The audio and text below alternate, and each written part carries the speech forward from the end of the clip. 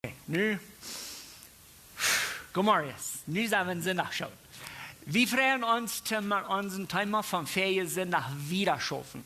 Ich habe Feriensonntag einmal uns hier eine Titellinie angemalt und ich will dich hier frisch einmal anmalen, dass der im Bett an uns ansinken wird. Wir haben uns das Alte Testament hier angeschrieben, also von was Gott der Welt mögt, aber also bei dem nächsten Anfang. So hier habe ich das Alte Testament. Und dann haben wir ein solcher Karte Stautzje hier, was wir nennen, oder nicht bloß nennen, dass Jesus seine Zeit hier ab ihr, das von der 0 bis der 33. Und dann haben wir hier eine Zeit, wo du so Karte sitzt auf der Titellinie, wenn man an Jahrhundert, dann ist das Neue Testament fertig geschrieben. Okay, so wir haben ein großes Pack hier, wo das Alte Testament enthält. Dann haben wir Jesus sein Karte Leben hier bei ihr. Und dann haben wir noch einmal 70 Jahre bei. Und dann ist das Neue Testament fertig. Dann haben wir aber in so einer langen Zeit, wenn man denkt an Verfolgung, bei der 300 ist eine so dumme oder eine schlimme Verfolgung, also Persecution. Und in dieser Zeit, wo das Evangelium so weit und so breit über die ganze Welt verspreit. Dort fängt am Apostelgeschichte Kapitel 8 an, du lest, wie dort buchstäblich, von welchem Stephanus anbrachten, fängt das Evangelium sich zu verspreiten, so 4. Und noch wie viel. Das Evangelium war verspreit. Aber die Verfolgung, die in Apostelgeschichte Kapitel 8 anfängt, die hielt niemals ab bei der 300 nur Christus. Also, der wird nicht einmal gleich schlimm, der wird nicht überall gleich schlimm, aber der wird eine so schlimme Verfolgung für die 300 Jahre von wo Jesus geboren wird, bei der 300. Ohne 300 hielt die Verfolgung ab und dann habe ich dann eine Zeit, wo ich würde sagen, wo das dann nicht mal eine gleiche Linie jaft, aber das jaft dann allerhand interessante Dinge, was an unserer Zeitgeschichte passiert. Hier so manch habe ich aber noch ein Event, wo du wichtig ist, ob diese Zeitlinie noch zu tun, wo ich fähig sind, noch nicht dabei habe. Und in 1500, man muss sagen, dass hier also, wenn hier ist die 2000. So, und in 1500, gibt es eine Erweckung. Dort nennen wir, auf Spanisch nennen wir das die Reforma. Und das ist unbedingt ein Denkwort von Gott angeführt worden ist, wenn das passiert meist über die ganze Welt zur gleichen Zeit. Also für uns deutsche Menschen ist das entweder Luther oder Menno Simon. Das ist an was wir denken, wenn wir an die Reformer Protestanten denken. Und das ist auch fein. Aber das ist ein Zentrum, von wo die ganze Welt vom Frischen verändert wird am Glauben. Also du hast das Martin Luther, der prüft sich den Himmel zu verdienen, der sagt, er kriegt das bloß nicht an, der quält sich selbst mit Tag für Tag und ein Tag wies Gott dem bloß mal ganz klar, Radung ist der genug. Und das mal fangen an zu predigen, und großen kleinen Menschen passiert dasselbe Ding, und du waren so viele Dinge an dieser Zeit, wo du vandaag komt. Das geradste Ding, was du vandaag hebt, en dan wil ik hier nog een klein passage hebben, also de Bibel wordt in Griechisch geschreven. De Griechische Bibel wordt dan opgevoed met de Oude Testamentliche Hebräische Bibel. Dat wordt opgemaakt en dan wordt hier een Bibel opgesteld in Latijn. Hebben we dan de eerste Bibel zoals wie die von der Zeit. Diese Bibel, die reicht ganz von hier, von der 300 bis der 1500. In der Welt lebt in welcher Hinsicht an im Düsteren, während die müssen vertrauen, was die Priester an alles verbleibten. Und das ist nicht übertrieben. Die lügen die Menschen gleich fair, die verkauften den Himmel, die verkauften Ewigkeit, die verkauften Sinnenvergebung und die versprechen Menschen alles Arten, was rein nichts mit der Bibel zu tun hat. Als Martin Luther und den seine Freunde unter 1500 anfangen, die Bibel zu studieren und sagen, hey, warte mal, die Menschen machen die Wahrheit schon lernen, dann von hier waren dann feuergroße Übersetzungen vernachgekommen. Also das ist die Reina Valera, die spanische Bibel, was wir von der ersten Tag haben. Das ist die Luther-Bibel, was wir auch kennen. Die King James-Bibel, was wir auch kennen. Dann so eine französische Bibel, was wir nicht kennen. So die war dann bloß du besiedelt. Aber von den 1500 fängt dann alles, was wir von der ersten Tag haben, aus Bibelübersetzung, fängt an. Wenn wir eine Zeitlinie checken, dann sind wir ganz dicht bei diese 500 Jahre. Also 500 Jahre an der Zeitlinie von 6000 ist nicht so lang. Ne? Nur sind wir von der. Dann haben wir uns 4 Jahre nach wiederholt, dass wenn wir mit der Bibel uns beschäftigen, dann sind wir nicht nur nicht. Wir sind nur dort achtet. Und ich und Raphael haben gestern gesagt, eine speziell über, was achtet und was neu gemerkt hat. Oder was original und was eine Kopie. Oder was original und was erst, was du vielleicht soll original sein und nicht ist. Das ist für uns als Christen von der ganze Kampf. Die Welt lebt von der so verlangt von nicht am Glauben und das ist gefährlich. Dann haben wir uns gesagt, dass wir wollen immer die Bibel sein zu verstehen, so als die an diesen 100 Jahren hat sollt verstanden sein. Also wenn wir die Bibel lesen, dann wollen wir uns immer in erster steht, und ich sage immer die Brille absetzen von den originalen Lesern. Wenn, ich sage das noch einmal, zum Beispiel, wenn du Timotheusbrief lesen lässt, dann siehst du diese Downs, wenn du Timotheus bist, und dann dort lesen und horchen, wo horcht Timotheus nur, was hier geschrieben ist. Das ist das erste Ding, was uns fehlt zu tun, damit wir die Bibel reich verstehen. Dann haben wir gesagt, an zweiter steht, wo wir unbedingt wollen weiten, wo versteht das Pack hier all das. Also der Tauphang. Wo passt das vom Neuen Testament am Alten Testament? Nein, und wo passt das Taub? Dann und dritte steht, wo wir uns dann fragen, okay, wo versteht der erste Zweig dort? Was soll der erste Zweig damit? Und ich muss unbedingt diese Anführung merken, wenn wir wollen von der Dreieinigkeit Gottes reden.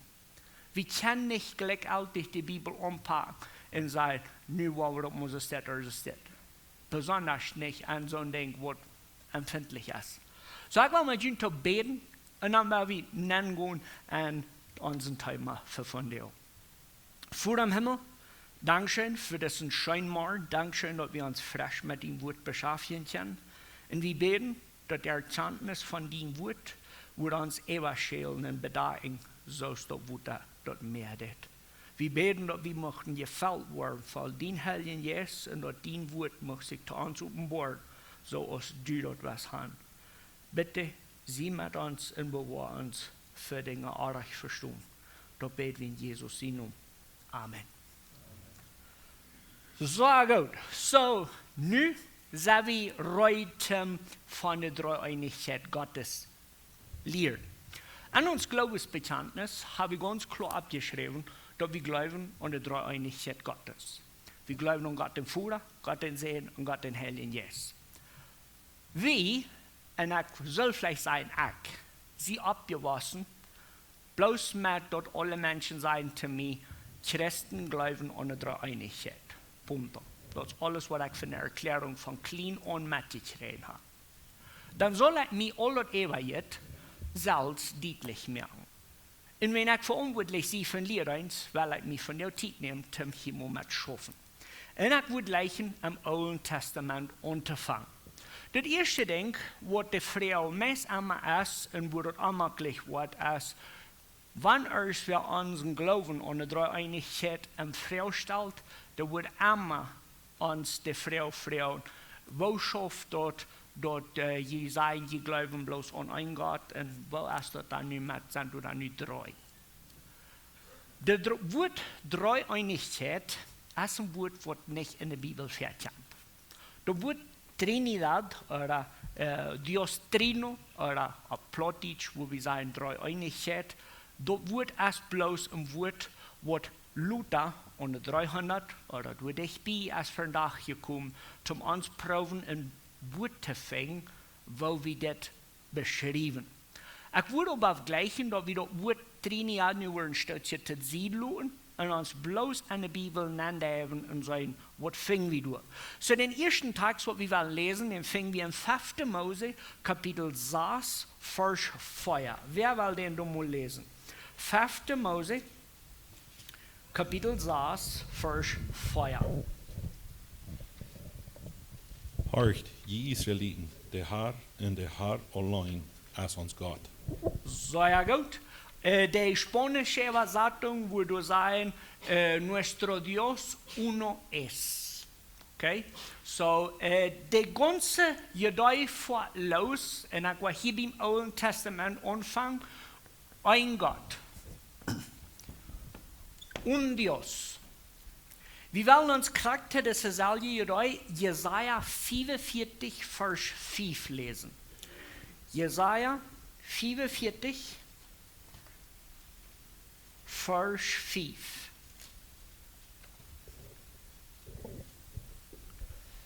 Ik zie de Herr en du is kein anderer. Ik wil die de macht geben, wat die fehlen wordt, wanneer du nicht weißt, wer ich zie. Sehr gut. So, Jesaja 44, der bestätigt bloß Charakter. Bloß ein Gott. Ich sehe der Herr und du hast kein anderer. Die Bibel fährt los im Alten Testament mit, du hast bloß ein Gott. Also sollen wir als Christen dann anfangen, wenn wir an Gott denken, dann sollen wir losfahren mit den Gedanken von, du hast bloß ein Gott. Wenn das, was die Bibel uns ganz klar lehrt. Das Volk Israel kriegt angeschwappt, bloß ein Gott. Und du hast bloß einer. Dasselbe passiert aber an einem sehr interessanten Ton. Wir wollen uns 1. Mose 1, Vers 26 lesen.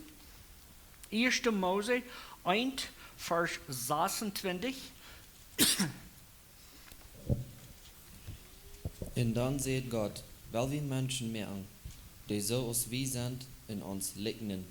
So, das verfand ich auf Hand. 1. Mose 1, Vers 26 wird dort.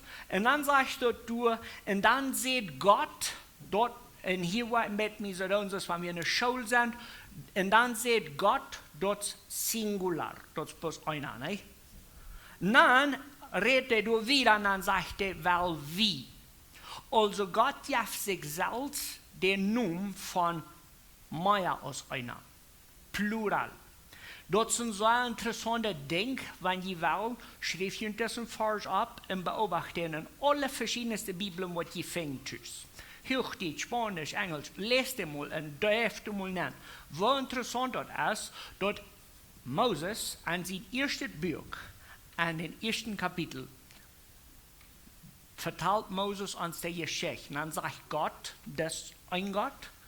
Dann sagt er, wie? Nosotros. Oder hagamos, sagt er auf Spanisch. Hagamos al hombre.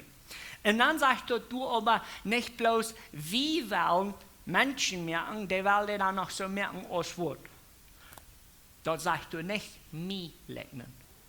Dort sagt er, uns leugnen. Okay, so dann haben wir nur zwei Dinge vom Alten Testament, wo Gott von sich selbst offenbart. Manche, dort die Beitexten, die wir gelesen haben, die haben nicht, dort ist nicht Moses seine Meinung. Am Jesaja-Brief, wo wir loslesen, dann sagt Gott selbst, ein Gott. Nu, in 1. Mose 1, lesen wir, Gott sagt frisch, Mehrzahl. Dat is Hochdeutsch. Wow, ik kan maar niet zo'n woord zeggen. Plural.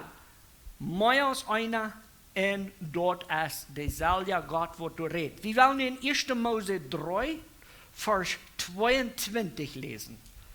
1. Mose 3, Vers 22. En Gott der Herr seht, kijk einmal, der Mensch weet en wat wie von Godet en schlachtet weten. Hij soll nicht noch mit einmal von der Frucht von dem Baum, der Leben jaft, nehmen und eten und auf einmal leben.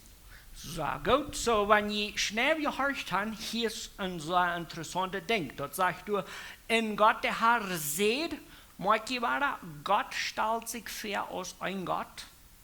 Und dann sagst du, das sind 2 Punkte, und dann du hängst an und sagst du, was Gott gesagt hat. Und dann sagst du, check einmal, der Mensch weiß nie, was wie. Okay? So bloß zum Bestätigen, die Bibel, durch im Alten Testament, der redet so leicht von ein Gott, und der redet aber von diesem ein Gott am Mehrzahl oder am Plural, wann nur von Dingen geredet wird. Dann wollen wir hier noch ein Ding bieten, was all im Alten Testament passiert, und das haben wir ein Stück trägen Sonntagsschule mit geschafft, aber wir wollen nur 2. Mose Kapitel 3, von Vers 2 bis der 6 blättern. 2. Mose Kapitel 3, von Vers 2 bis der 6. En als hij doet weer, weist zich verarm een engel vom Herrn en vlammen en een Bosch. Moses followt ab, dort du 4 wir aber der Bosch nicht verbrennen. Dann sagt Moses, det will ich nicht von dich dabei besein, det ist doch sonderbar, dort der Bosch nicht verbrennt. Und als der Herr sagt, dort er durchhandschaut, ruft Gott von einem Bosch, Moses, Moses, und er sagt, ich sie hier. Und Gott sagt, komm hier nicht nur und nimm die dien Fautig auf. Der steht auf, wo du stehst, als heldet lohnt. Und er sagt wieder, ich sie, dien Bruder, sein Gott, Abraham sein Gott, Isaac sein Gott und Jakob sein Gott. Damit bedeckt Moses sich dort gesagt, er hat Angst, Gott unterkennen. So gut. So, wenn wir hier am Vers 2 anfangen, ein bisschen die Geschichte. Wir kennen die Geschichte, aber bloß so Namen vor. Moses ist aus Ägypten uitgekleefd, der Biest hat sich in der Wildnis rum und er 40 Jahre alt in der Wüste sitzen in einer Union. So, wenn das Bosch um ihr gebrannt hat, dann würde dort auch ihr gesehen haben. So, das wird ganz nie. Dort wird eine einzigartige Begebenheit. Dann sagt du im Vers 2, und aus heute wir weiß ich vor der Engel vom Herrn. Und du kannst jeweils in der Bibel mit handschreiben, der Engel, el Ángel del Señor, sagt du auf Spanisch. So, das erste, was du vorgestellt wird, ist, dort, wir haben du einen Namen, den, wo ich hier, ich schreibe von der Spanisch, dann schafft er mir besser, el Ángel del Señor. Okay. Nu werden wir horchen, nur was hier in den Text passiert. Moses sitzt am Bosch brennen. Und das ist so interessant, wo der Brand beschrieben wird, wenn er sagt, und aus heute wir weiß ich, vor der Engel vom Herrn am Flammen an einem Bosch. Okay, so bloß klarstellen, wer wir an dem Bosch? Der Engel vom Herrn. Du willst jemand einverstanden sein. Wenn wir Vers 2 lesen, das ist, was wir kriegen. Dann lesen wir wieder, dann sagt du, Moses fällt ab, dort du 4 wir, aber der Bosch nicht verbrennt. Dann sagt Moses, der will ich mich von dich besäumen. Das ist doch sonderbar, dort der Bosch nicht verbrennt. Dann im Vers 4 sagt er, und als der Herr sagt, dort du Handschirm, raubt Gott von einem Bosch. Okay, so nu haben wir eine sehr interessante Geschichte, die jetzt noch viel interessanter geworden ist. Wir haben du erst wer du beschrieben wird als der Engel vom Herrn. Dann, wenn wir Vers 5 lesen, dann, Vers 4 lesen, dann redet du, wer andere? Wer redet du am Vers 4? Stimmt das? So der Feuer fängt an und sagt du, in aus der Haar sagt, dort heu du Handscheim, raubt Gott von einem Bosch. Okay, so wer wird dann hier im Bosch? Der Herr sein Engel oder Gott?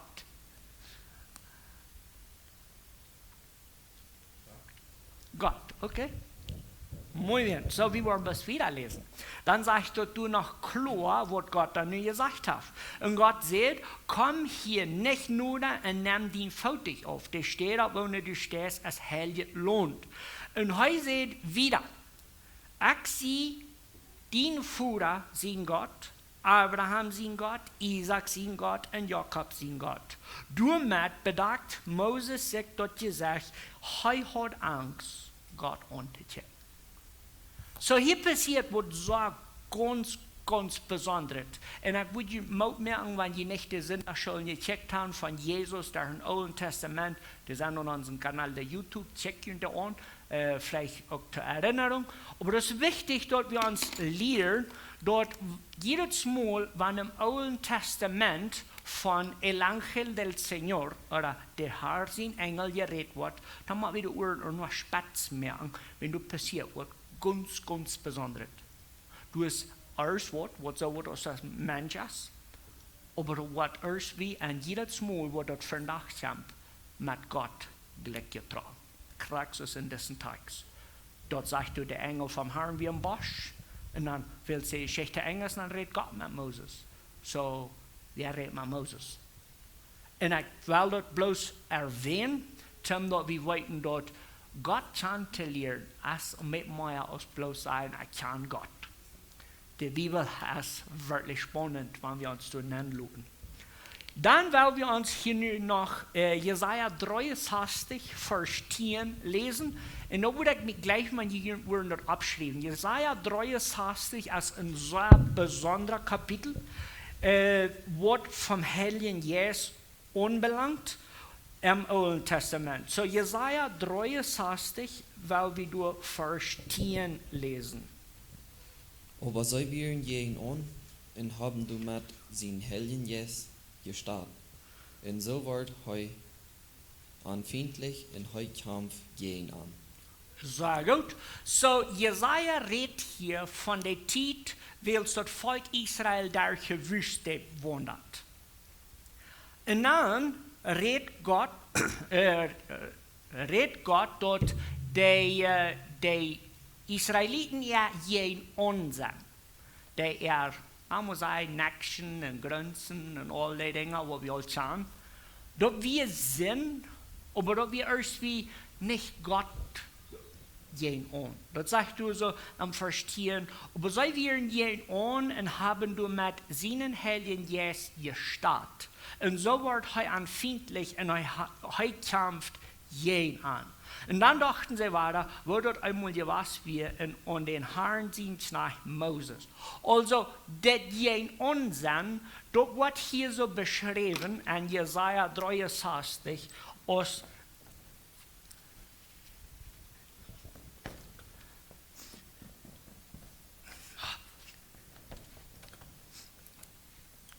ich sehe nicht so gut, ich glaube, dass ich sehe. Okay. So, in Jesaja 63, lese ich den Text hier und tschüss noch ganz eben. Aber du hast uns dort einen Eindruck, dort du es eine so große Verschiedenheit zwischen Gott, der Führer, oder der Merker, und Gott, der Heilige Jesus.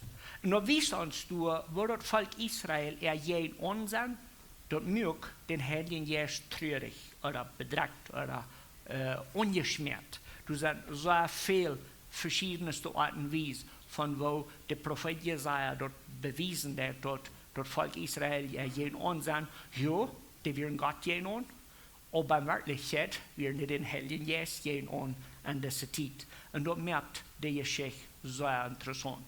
So bloß zum einmal ein Pinsel über dem Alten Testament überstrecken, dann habe ich, du spürst ein Gott. Das Gott redet immer weiter von sich selbst als wie, mehr als einer. Dann haben wir eine ganz interessante Begebenheit uns gelesen, wo der Engel vom Herrn oder El Ángel del Señor sich wies als Gott, aber ganz für sich apart. Und dann haben wir aber auch genug Ausdrucks oder Expressionen, wo wir da im Alten Testament finden, wo das den Heiligen Geist handigen auch aus Gott, aber doch noch war er ganz einzigartig für sich. Wenn wir das Pack mitnehmen im Neuen Testament, dann würden wir einen sehr interessanten Gedanken haben für was das mit Gott alles. Wir wollen uns dann im Neuen Testament nennen und dann wollen wir das erste in Johannes Kapitel 1, Vers 1 lesen und dann aber auch kurz nach Vers 14. Wir lesen Johannes, das Evangelium Johannes, Kapitel 1, Vers 1 und dann noch kurz bei Vers 14. Aus alles Anfang wie dat Wort, en dat Wort wie bij Gott, en wat Gott wie dat Wort. En dat Wort ward Mensch, en woon mang ons, en wie sahen wo herrlich hij wir, eine Herrlichkeit so aus ein Vater seinen einzigen Sehen, der jaft, voll von Gnade und Wahrheit. Sehr gut. So, wenn wir Johannes 1 lesen, das ist ein besonderer Text, wo wir meist einmal an Johannes 1, 2 und 3 sind. Ich finde aber, wir können nicht durch einen Vers oder den anderen placken. Wir machen eigentlich den ganzen Kapitel 1 lesen. Aber der Vers 1 sagt, aus alles Anfang wie das Wort und das Wort wie bei Gott und was Gott wie das Wort. So, was immer wir dann im Vers 1 verstehen, das erste Ding, was wir durch verstehen, ist, dass das Wort Verbo igual a Dios. Okay? So, der Vers 1, wenn wir bloß den Vers 1 lesen, dann wollen wir alle mitstimmen dort. Der Vers 1 sagt, dort wird es Gott, nicht? Kommt jemand? Okay, so dann fehlt uns bloß noch zu weit, was das Wort. Oder, what's the Wort? Da wir mitstimmen, nicht? So, wenn wir bloß den Vers 1 lesen, dann sagt er, aus alles Anfang wie das Wort und das Wort wie bei Gott und was Gott wie das Wort. So, ganz unbedingt sagt Johannes du, el verbo es Dios. Dann fehlt das bloß für mich zu bestätigen, okay, wer ist das Wort oder was ist das Wort. Und deswegen lesen wir im Vers 14, wo das sagt, dort, wer ist das Wort oder von wo redet Johannes. Wenn wir nicht den Vers 14 lesen, dann können wir bloß ruden, wo das ist, aber Gott sei Dank, die Bibel erklärt sich einmal selbst. So, wenn wir den Vers 14 lesen, dann sagt er, und dort wird Mensch und wohnt mang uns. Also, was immer am Vers 1 aus Wort als Gott festgestellt wird, was im Vers 14 dann nu, wer wird Mensch und wohnt mang uns? Jesus, okay?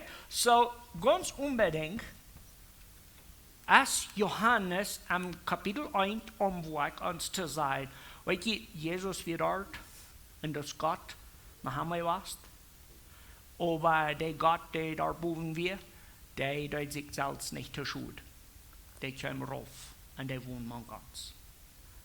Und dann, so interessant, als dort, wo Johannes dann im selben Kapitel sagt, und ich gehe mit den Top. Und das ist so cool Wort kann. Und je noch mal einen Brief lesen, wo es wahrscheinlich zu lesen mit so Faktor cool, lest Johannes.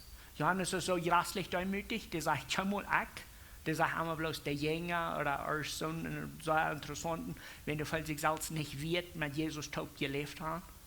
Aber der merkt das so schön klar. Wenn wir wollen Jesus kennenlernen, dann müssen wir Johannes Evangelium lesen. Wenn das Einzige, was Johannes prüft hat, ist, das uns klar zu stellen. Doch Gott, der Allmächtige, der kommt rauf und der wohnt mit uns. Und das ist so schön zu bekennen. So, dann, weit wie, wo so Gott sein Name Emmanuel ist, aber Jesus sein Name Emmanuel.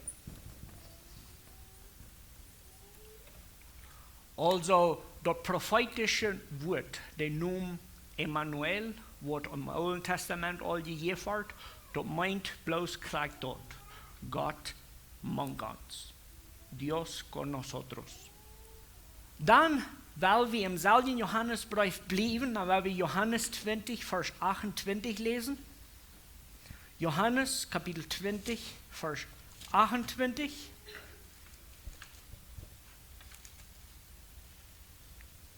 Dann sagt Thomas zu ihm, mein Herr und mein Gott. Gut, so wenn wir Johannes durchgelesen haben, wie bei Kapitel 20 gekommen sind, dann haben wir all Jesus seine Wunder belebt, wir haben Jesus seine Botschaften belebt, und dann haben wir Jesus sein Kreuzchen und sein von dort abstehen belebt. Dann kommt du das Thomas vandaag, und dann merkt du, dass es so eine büttergewöhnliche Bestätigung. So, Jesus hat du den Titel gegeben, Jesus hat du die Anerkennung gegeben als Herr und als Gott. So hier sind bloß zwei Wege von dem verstehen. Wo wollen wir dann nu als Thomas reich wie am was er sieht?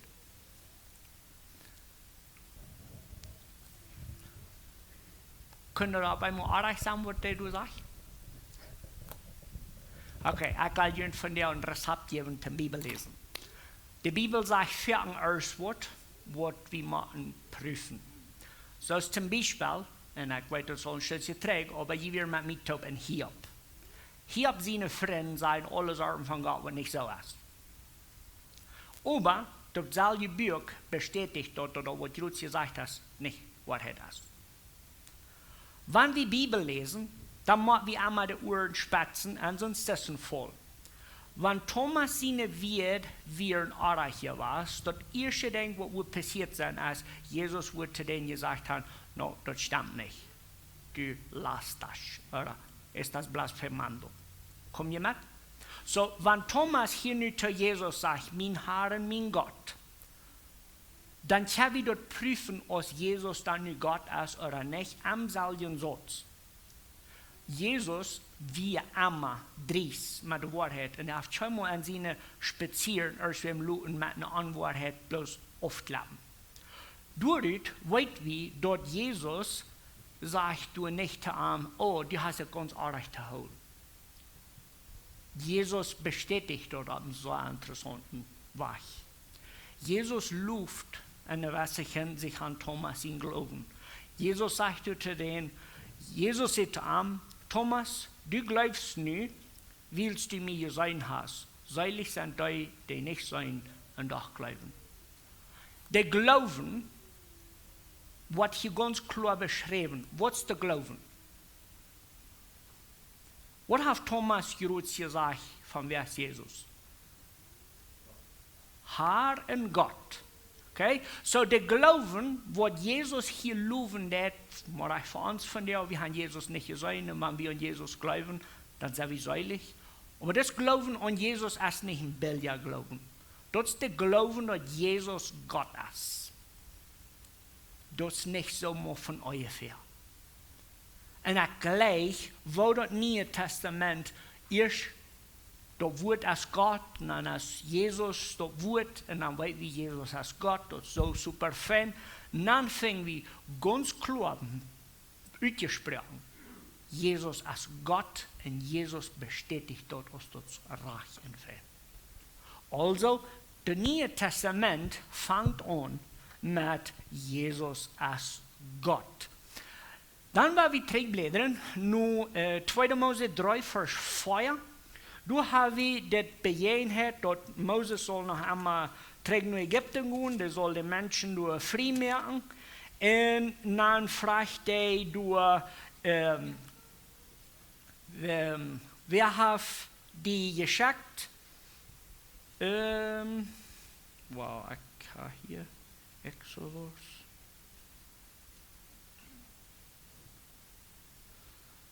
Okay. Ich sehe hier ein Kapitel so mit für wie ich war dort Jündluten sehen. Als Moses durch vor dem brennenden Busch steht, dann fragt Moses Gott, wer hat die geschickt?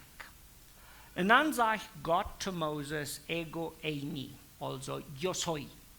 Ich sie hat die geschickt.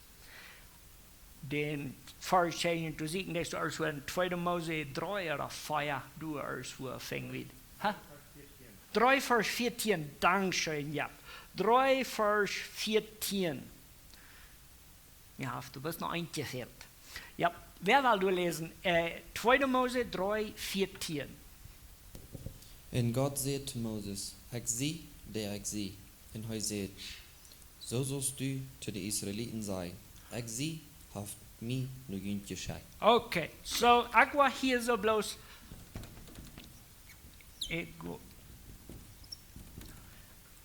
Wenn wir uns an Bibel studieren, dann ist es wichtig, dass wir wissen, wovon Uitdruk gebruikt wordt. En de Uitdruk aan 2 Mose als ego eimi. En dat meint ik zie, kijk, zoals de Bibel ons dat verlezen heeft. Jesus eent zich dessen Noem für sich toe. En nicht bloß einmal, 7 Mal am Johannes-Evangelium. Das Titulo, dort die wir Moses schickt, das Volk aus Ägypten rüberholt, die wiederholt sich im Neuen Testament an Jesus selbst. Wir wollen wenigstens ein von denen lesen, wir wollen Johannes 8, Vers 50 lesen. Johannes Evangelium, Kapitel 8, Vers 50. Ich sieg nicht meine eine ihr, aber du als einer, der dich siegt, und heu als auch der Rechter. Okay, ich kann hier war einfach ein Nummer, aber ich habe geschrieben. Der Kapitel ist recht, der Vers ist nicht recht.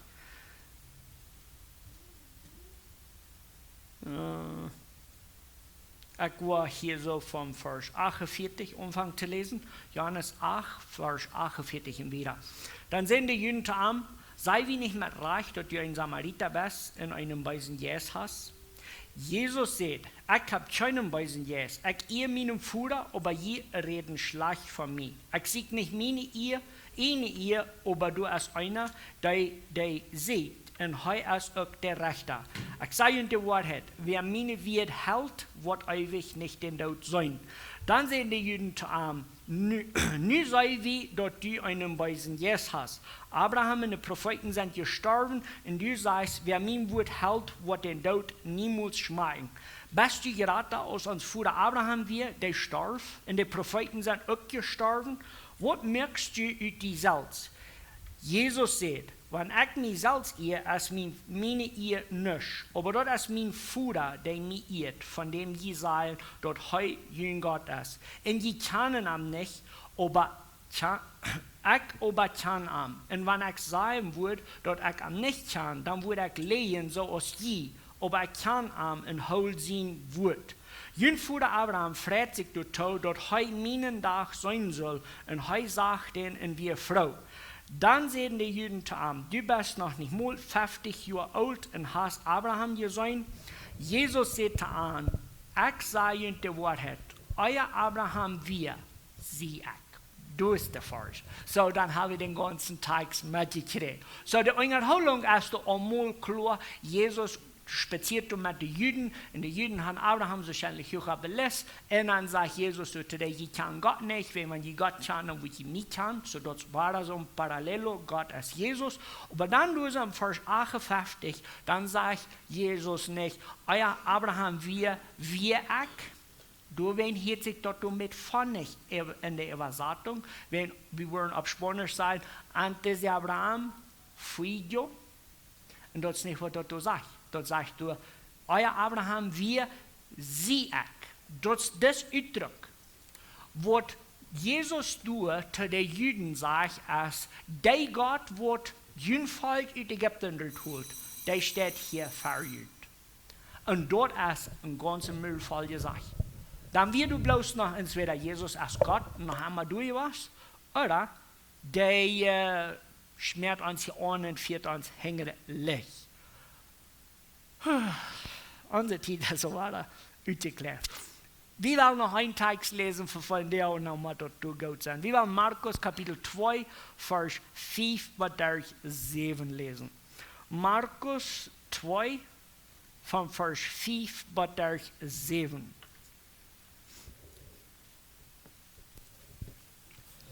Als Jesus ihren Glauben sah, sagt er zu den Gelähmten, mein Sehen, die sind deine Sinnen verjährt. Du sollten Söhne von den Schafgelieder, die bei sich selbst dachten, woran redet es nun so, dort es gelast hat? Wer sagt, aus Gott kann Sinnen vergeben? Sehr gut. So, wer kann Sinnen vergeben? Bloß Gott allein. Deze Geschichte ist bitte eigentlich schön. So, du hast einen Mann, der ist krank und der hat Freunde, abirmsne, nicht so abspusne. Und der Freund, der hat auch ein paar sehr mit und sie haben einen lachen Tag und dann, hey, weißt du was, uns Freund, der muss je helfen. Und ich weiß nicht, nee, wat moet je doen gaan en je leeft een man daar en daar stoppen. Zoals, je kan me in bed, ik sta me aan alles aan als je dit ver en je wordt een vleeg een topje kloppen en dan zo daar je met de schenkers verop en dan hij zegt, catch den op. En dan, boom, has han doen, nee. Aber erst wie wir nach dem Bad, sag ich weiß nicht mehr, was das alles top schafft. Aber willst das morgen du so für Jesus in der Feit lech, dann fällt Jesus das erste Bild in der Sinn zu vergeben. Und dat is zo'n grote lijf, dat man is 2 am Verbrück.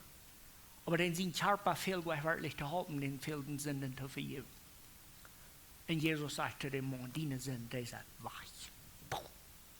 Und damals so schändlich, so schön gewonnen haben. Was fehlt dir dann noch, wenn Sünden nicht vergeben sind? Aber dann in dieser Geschichte passiert was noch wunderbarer, dass die Menschen, die sieht, die wollen kriegt auch was tun. Bloß Gott kann Sinn vergeben.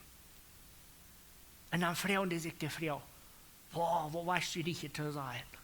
Bloß Gott kann Sinn vergeben. Und dann merken wir, dass Jesus